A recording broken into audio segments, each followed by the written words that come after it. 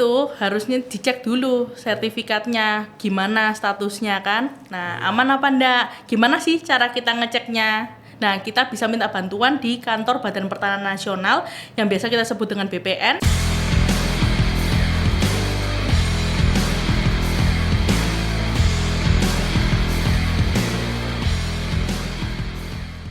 Assalamualaikum, selamat siang sahabat Memorandum TV. Kita jumpa lagi di podcast Memorandum TV. Kali ini kita kedatangan tamu istimewa. Nah, tamu spesial kita adalah Mbak Senen Spencer, SHMH. Beliau adalah dari kantor hukum Johannes Dipa & Partner. Selamat siang Mbak Senen. Siang, Pak Eko. Waduh, cerah ini kelihatannya.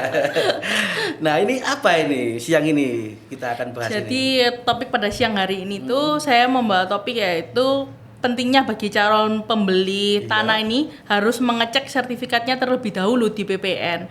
Karena kan juga sekarang itu rawan ya kalau kita nggak melakukan pengecekan sertifikat terlebih dahulu.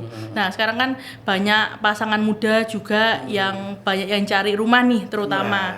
Nah, rumah itu harusnya dicek dulu sertifikatnya, gimana statusnya kan. Nah, aman apa enggak? Gimana sih cara kita ngeceknya? Nah, kita bisa minta bantuan di kantor Badan Pertanahan Nasional yang biasa kita sebut dengan BPN, dan juga kita bisa minta bantuan dari kantor notaris, melalui kantor notaris. Nah, berarti memang ada konsekuensi ya kalau tidak melakukan pengecekan itu seperti ini loh. Monggo, Mbak Senen. Nah, apa sih benefit dari kita mengecek sertifikat tersebut? Nah, benefitnya tuh satu, kita tuh jadi mengetahui benar apa enggak sih penjual ini sesuai enggak namanya dengan yang ada di sertifikat, itu yang pertama. Kedua, kita jadi tahu haknya apa aja sih yang ada dalam sertifikat, apakah hak kita itu termasuk hak milik, hak guna bangunan, hak guna usaha, contohnya seperti itu. Kemudian kita bisa tahu berapa luasan tanah itu, apakah sesuai dengan yang diiklankan oleh developer. Biasanya kan, oh luasnya sekian, sama nggak nih sama sertifikatnya, itu kita harus jelas gitu. Nah, kemudian kita bisa tahu juga di dalam sertifikat itu batas-batas tanah milik kita, batas bagian timur, barat, selatan, utara, kita bisa tahu supaya kita itu nggak itu ya ambil tanah punya orang lah ya. Kita harus tahu batasnya. Bahaya itu ya. Kalau orang Indonesia itu bisa jadi karma. Betul. Kalau ambil seruput tanah orang itu. Iya. Nah, yang terakhir yang kita harus tahu, tanah itu statusnya bagaimana, dalam status yang masih ada hak tanggungannya atau tidak. Nah, karena tentunya kalau tanah tersebut ada hak tanggungannya, tentunya harus diroya terlebih dahulu dong kayak itu. Jadi kita harus memastikan bahwa status tanah yang kita beli ini aman, dan supaya tidak timbul permasalahan di kemudian hari, permasalahan hukum yang timbul di kemudian hari. Nah, Mbak Senen, ini kan banyak ya mungkin pembeli itu beli tanah tapi masih dalam pengurusan atau istilahnya zaman sekarang itu PTSL. Nah, bedanya apa kalau yang didaftarkan atau istilahnya PTSL sekarang atau yang sudah jadi sertifikat, Mbak Senen? Bedanya PTSL dengan yang udah jadi sertifikat. Pengaruhnya untuk pembeli atau kepercayaannya seperti apa? Kalau PTSL itu kan pendaftaran secara serentak untuk masyarakat ya. Tujuannya apa sih? Supaya masyarakat ini mempunyai kepastian hukum dan perlindungan hukum atas sertifikatnya itu. Jadi dengan adanya PTSL ini, masyarakat itu memiliki bukti kepemilikan yang sah. Terus kemudian di kemudian hari itu tidak ada sengketa terhadap tanahnya itu. Takutnya kan juga nanti kalau ada sertifikat ganda atau juga tumpang tindih atau klaim tanah oleh pihak lain, seperti itu sih Mas. Jadi dengan adanya PTSL ini, kita itu sebagai masyarakat itu sangat dilindungi. Jadi kita memiliki perlindungan hukum. Nah, ini kan ada pertanyaan nih, apa akibat hukum jika tanah yang dibeli ternyata itu memiliki sengketa atau bersengketa lah istilahnya. Oke.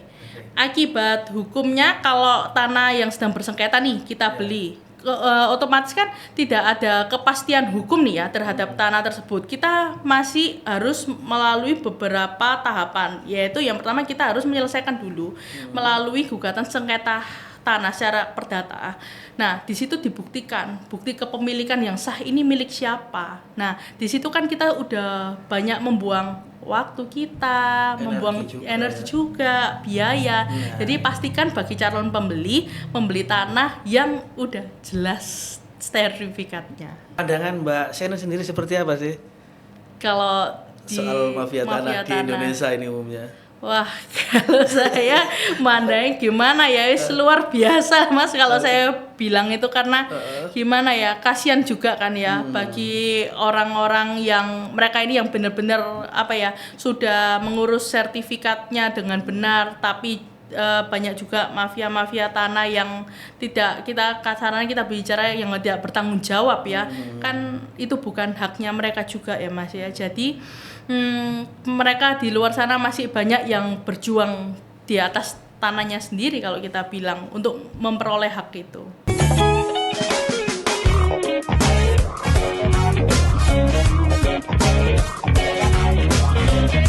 Nah, sahabat Memorandum TV, masih bersama podcast Memorandum TV. Mbak Senen tadi sudah menjelaskan panjang lebar, luar biasa ya.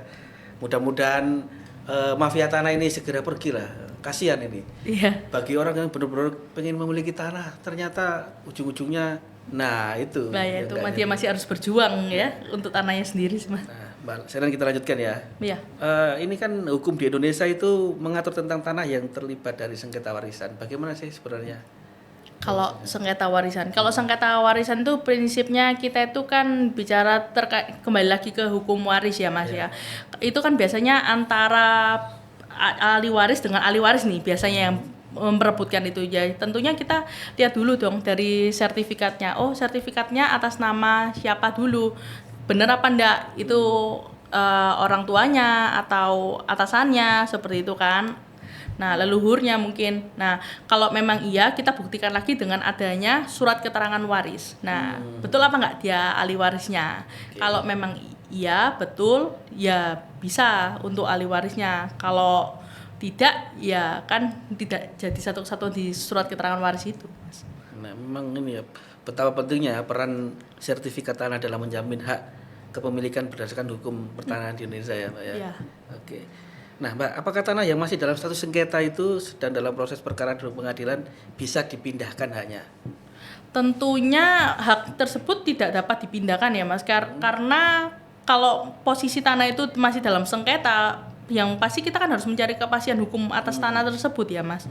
Jadi kita harus menyelesaikan dulu sengketanya secara keperdataan dulu. Setelah kita udah tahu kepemilikan yang sah itu milik siapa, barulah kita bisa pindah tangankan itu. Mungkin pemiliknya mau menjual, itu bisa. Kalau misalnya belum ada kepastian, lebih baik tidak, karena nanti akan menimbulkan masalah yang lebih di kemudian hari. Itu mungkin juga berlaku bagi tanah milik teman atau saudara ya. Mending diselesaikan dulu sengketanya, Mbak ya, daripada di kemudian hari ada masalah ya. Iya, kalau yang belum sah dan belum terdaftar di BPN nih, ya nanti pasti akan timbul masalah nih. Itu pasti dah timbul masalah karena nanti takutnya ada muncul sertifikat ganda atau enggak hak klaim tanah oleh pihak lain itu, terus atau enggak sertifikat palsu, takutnya seperti itu. Jadi lebih baik pastikan bahwa tanah itu sudah terdaftar sertifikatnya di BPN. Nah, karena yang menjadi hak dasar kita memiliki sebuah tanah adalah kita memegang sertifikat itu. Oke.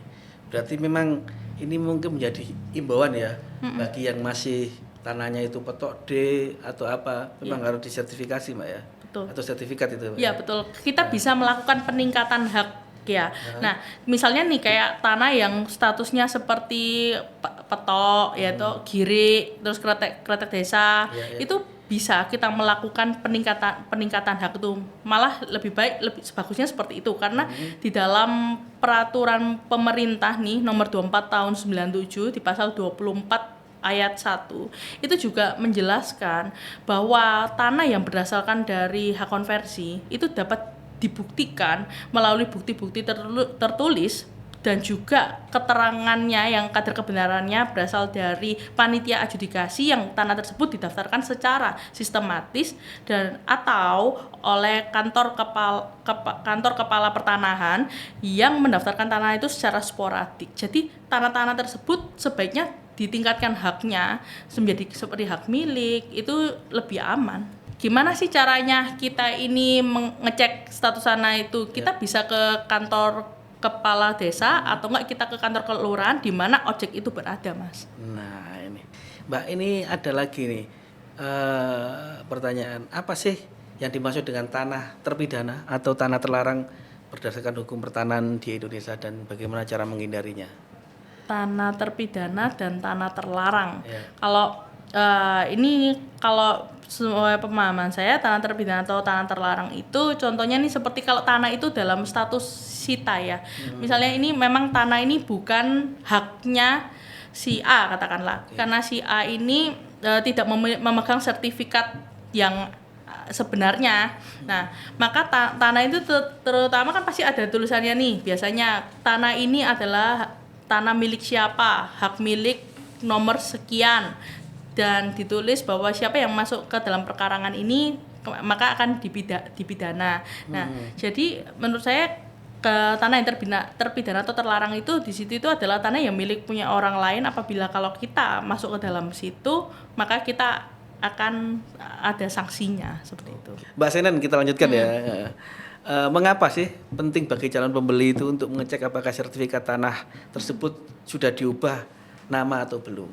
Nah, penting bagi kita memastikan bahwa sertifikat yaitu tanah yang kita beli itu udah balik nama atau belum. Karena nanti di kemudian hari itu ya kembali lagi kita akan timbul permasalahan hukum karena tanah atau rumah yang kita tempati apabila itu bukan atas nama kita sendiri dan belum dibalik nama, itu masih nama orang lain, pasti akan menimbulkan beberapa permasalahan hukum. Yang pertama, bisa sengketa secara keperdataan tadi ya kan. Tentunya kita melanggar pasal 1365 KUH Perdata.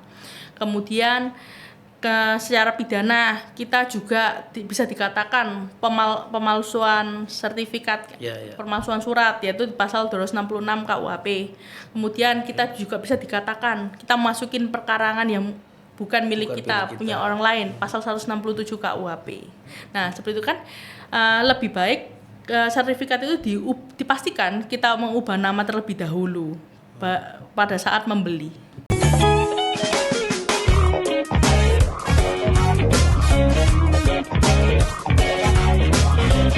Luar biasa ya, tadi Mbak Senen sudah menjelaskan panjang lebar juga. Nah, ini ada pertanyaan lagi, Mbak. Ya. Apa sih yang dimaksud dengan status hak pakai pada sertifikat tanah dan bagaimana hal ini mempengaruhi hak pemiliknya? Oke. Yang dimaksud dengan status hak pakai itu kita hanya bisa menggunakan tanah itu, tapi tanah tersebut tetap menjadi milik negara atau milik pemiliknya. Jadi kita hanya bisa mengambil hasil yang ada di tanah itu. Contohnya ya kita biasa itu ya tanah pertanian seperti itu, Pak. Gitu ya. Iya. Jadi hanya memanfaatkan tanahnya. Memanfaatkan tanahnya saja. Nggak boleh dijual ya? Tidak boleh, karena kan itu bukan milik kita hanya pakai aja. Oke. Nah, ini bagaimana cara calon pembeli memastikan bahwa sertifikat tanah dan bagaimana hal ini mempengaruhi hak pemiliknya? Memastikan bahwa sertifikat tanah tersebut dan dijual tidak tumpang tindih. Tidak tumpang tindih. Dengan sertifikat tanah yang lain. Kembali lagi, pastinya kita harus melakukan pengecekan secara benar sertifikat itu ke Badan Pertanahan Nasional.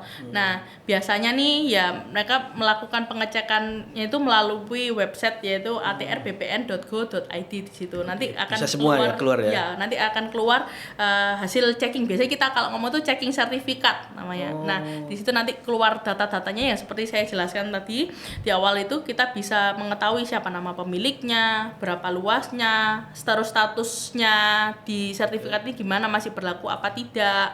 Terus kemudian ada beban hak tanggungan apa tidak, kemudian bagaimana batas-batas tanah tersebut, seperti itu.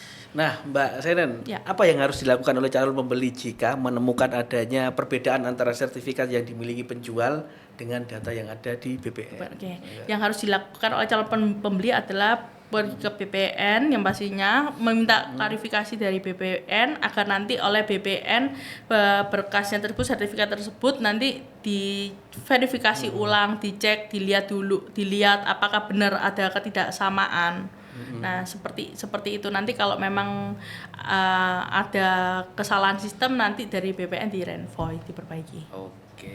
Nah, bagaimana sih peran notaris untuk membatalkan transaksi jika status tanah ternyata tidak sesuai dengan yang dimiliki penjual atau di BPN sendiri? Di BPN sendiri. Sebenarnya peran dari notaris itu adalah lebih ke fokus ke akta jual belinya, pembuatan akta jual belinya. Tapi kalau terkait pembatalan jual beli itu kita kembali lagi kepada pembeli dan penjual ya. Bagaimana mereka menuangkan perjanjian jual belinya itu di dalam akta tersebut. Jadi kita kembalikan lagi ke pembeli atau penjualnya karena notaris hanya sebatas pada mereka menuangkan pada akta tersebut. Nah, jika sudah terjadi misalnya pembeli ini terlanjur membeli, ternyata itu tanah milik pihak ketiga, apa yang seharusnya dilakukan oleh pembeli, Mbak? Kalau memang tanah itu milik pihak ketiga, tentunya kan pihak ketiga kan orang yang dirugikan nih. Kalau berdasarkan SEMA nomor 7 tahun 2012 Kamar Perdata pada bagian Romawi 9 itu menyatakan bahwa pembeli ini selama pembeli ini adalah pembeli yang beretikat baik, maka dia akan dilindungi. Ya, justru yang dapat digugat atau ya digugat itu adalah penjualnya itu oleh pihak ketiga, karena pembeli tersebut ya otomatis kan ya dari awal dia tidak tahu selama dia bahwa kalau itu bukan penjual yang aslinya, karena dia kan pembeli yang beretikat baik. Oke, nah ini mungkin penting juga ini, bagaimana sih hukum Indonesia mengatur tentang pembelian tanah yang statusnya dalam proses izin atau status pembebasan lahan untuk kepentingan umum. Nah, kalau tanah yang masih dalam status izin, ini pesan bagi calon pembeli lebih baik tidak dilakukan lah transaksi itu kalau tanah itu masih dalam status izin atau milik negara, karena kalau tanah itu masih dalam status milik negara, yang pasti tanah itu akan digunakan untuk kepentingan umum nantinya. Nah, apabila kalau kita nih sebagai pembeli udah katakanlah terlanjur membeli tanah tersebut, yang pasti kita hanya bisa mendapatkan ganti rugi nih dari pemerintah kan.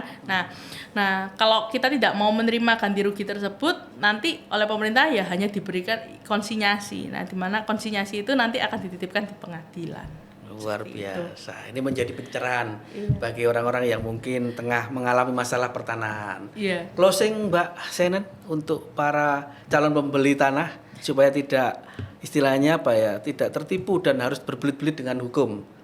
Intinya, monggo Mbak Senen. Intinya seperti yang saya ucapkan dari awal tadi, pastikan tanah Anda aman, lakukan pengecekan pada BPN. Ya itu. Jangan sampai menyesal di kemudian hari. Betul. Terima kasih Mbak Senen sudah hadir di podcast Memorandum TV ini, luar biasa. Mbak Senen dari kantor hukum Johannes Dipa and Partner. Mudah-mudahan podcast kali ini bermanfaat bagi kita semua. Salam sehat, salam Memorandum TV. Wassalamualaikum warahmatullahi wabarakatuh. Selamat siang. Mantap.